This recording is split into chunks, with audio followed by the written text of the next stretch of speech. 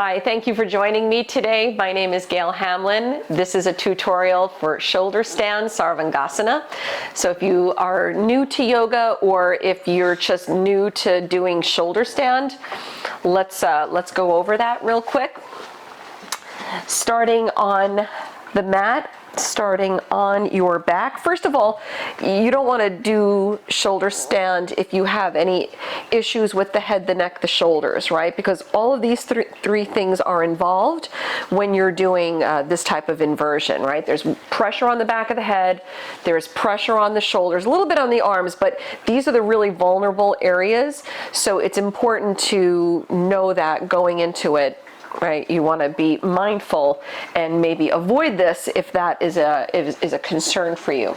So I'm going to keep the blocks there for the time being. Okay.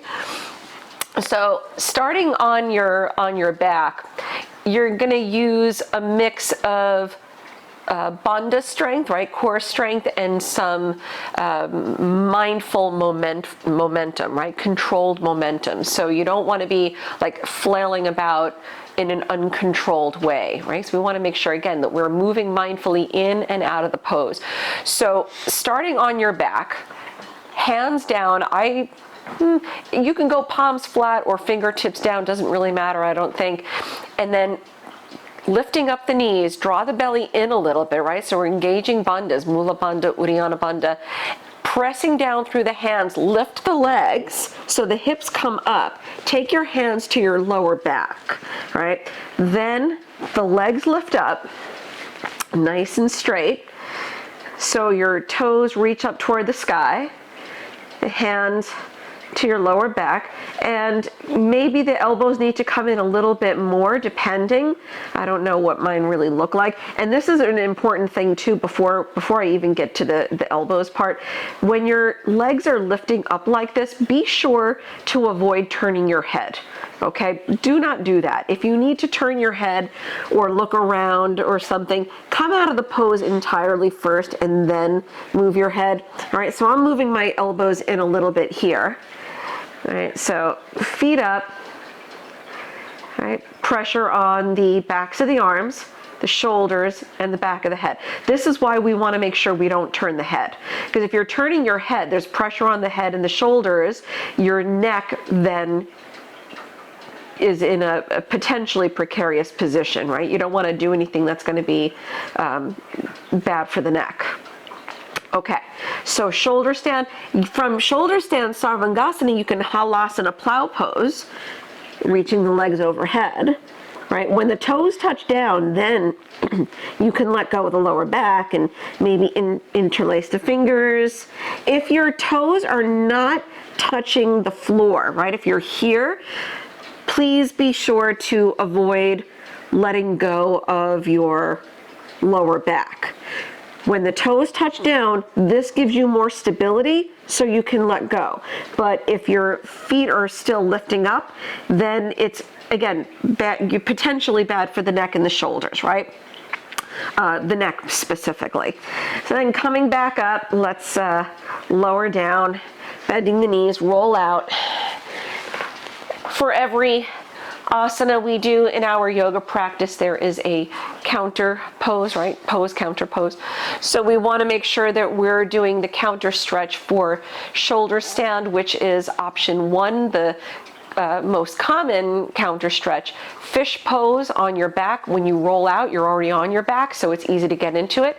Straight legs, chest up, head back. Make sure the head is back on the mat. So sometimes I'll see people with their shoulders down and they're either, the shoulders are, or their head is not even close to touching the mat, right?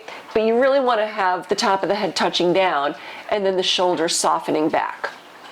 Option 2 as a counter stretch, rolling onto your belly for cobra pose, Bhujangasana.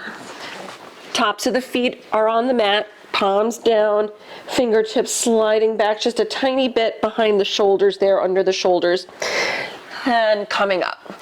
This is the same stretch as fish, right? Chest up, shoulders back, heart open, right? Opening up a little bit through the throat here. we want to open up the heart center, and we want to open up the throat, right? The heart chakra, throat chakra, because we're compressing both of those things and stimulating those things in shoulder stand, which is why we want to do that. If you have a prop like a block or a blanket to do your fish pose, and maybe this is a better option for you, you can take a block like this or roll up a blanket, right, lengthwise, straight legs.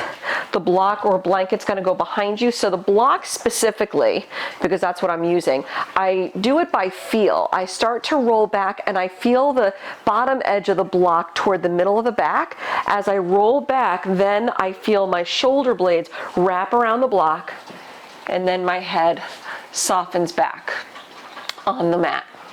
So the shoulders soften back. This is a fully restorative option for your Matsyasana, right? It gets you there without you having to work to be in it. You just need to breathe. But again, if you're someone that has a concern with the head, the neck, you can take a second block, which I have all the way at the end of the mat here. Take a second block and you can slide it behind your head on the flat side to lessen the dramatic drop back, right? And when you're releasing out, bend the knees, rolling off of the block so it's easier to remove it.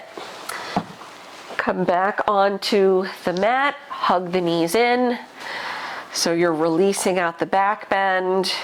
You can grab a little twist if you like. You can windshield wiper the knees a little bit, side to side, or any kind of release that feels good. Good. Thank you again for joining me today. My name is Gail Hamlin. This has been a Sarvangasana, shoulder stand, and a little bit of Halasana plow pose tutorial. Join me again at gailhamlin.com for more video options, live streaming classes. Follow me on Instagram, i.am.piedpiper. Until we meet again on the mat, namaste. Thank you very much.